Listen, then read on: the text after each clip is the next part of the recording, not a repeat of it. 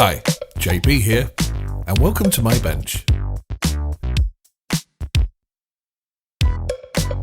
In this episode, I'll be talking about how to make sci-fi device props and a relatively cheap way to add production value to your sci-fi or tech-heavy film projects. We are all used to seeing fancy gizmos and control surfaces in sci-fi movies and TV shows. They often are used to help convey details in a story, such as motion trackers showing how close the nearest alien is, or how much time remains on the countdown clock of a time bomb. For our example, I'm going to use a generic box design that has a sort of rugged military sci-fi look, and use that to act as our handheld device. For the playback of animated graphics, I'm going to be using an old mobile phone. It's not uncommon for a few of us to have older or outdated phones or tablets left in a drawer somewhere, so hopefully this project can make use of them. I also have the cheapest silicone case that I could find, which will help us mount the phone securely into its new enclosure, yet will allow us to remove the phone without damage, if ever we want to remove the phone in future. An alternative to using a phone or tablet would be something like a portable media player, if you can find one with a decent quality and at a cheap price. I would, however, recommend a phone or tablet, as these tend to have much higher resolution OLED screens with better brightness and contrast values, and therefore register much better on camera. For the sci-fi looking enclosure, I digitally kit bashed and 3D printed a box that had an opening for the phone screen, and enough space on the inside to accommodate the installed charging cable. The enclosure has an open back, so it's easy to install the phone and fit it flush to the inside. To paint the device, I decided to test out the results of the Life Color Engines metal set.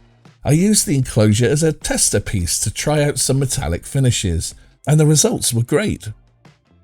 The paint flowed well in my trusty Iwata airbrush, and some simple washes of transparent black in the recesses gave it all a used universe sci-fi grungy look.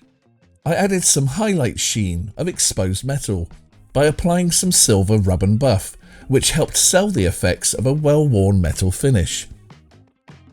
As this is for demonstration purposes, the paint job is very quick, but I will definitely be using these metallic paints again on a more detailed future project, as they look really good. I secured the phone into place using hot glue, and the glue was applied to the edge of the silicone case, which meant that to remove it would be a simple case of peeling the glue away. For generic tech and sci-fi looking animated display animation, you have a lot of options, either by using stock footage sites to find something suitable, or by animating graphics yourself, using something like Adobe After Effects. Depending on the display and needs for your project, you can quickly change the look and function of your supposed device. For example, by simply changing your animated display, you can change the device to look like some kind of diagnostic display that is part of a spaceship or other equipment. Used in the right way, adding a simple prop like this can really help add production value, and also help deliver information to your audience in a very clear way. You don't have to 3D print your enclosure either. It could just as easily be made from foam core and kit bashed parts.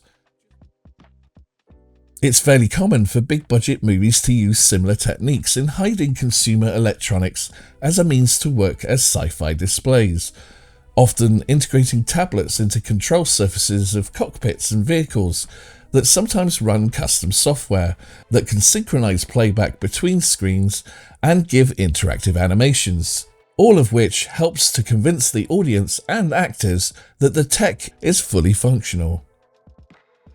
Nowadays, we're not even limited to square or rectangular screens. There are many newer technologies that have enabled translucent and flexible displays, as well as circular or super wide shapes and sizes. You could of course avoid using a real device to create screen animation by making the screen section to be a keyable color that can have its content added in post-production. This can often be most practical for close-ups of the screen, where clarity in bright light is needed. or for when the content has not yet been completed at the time of filming the prop device being used.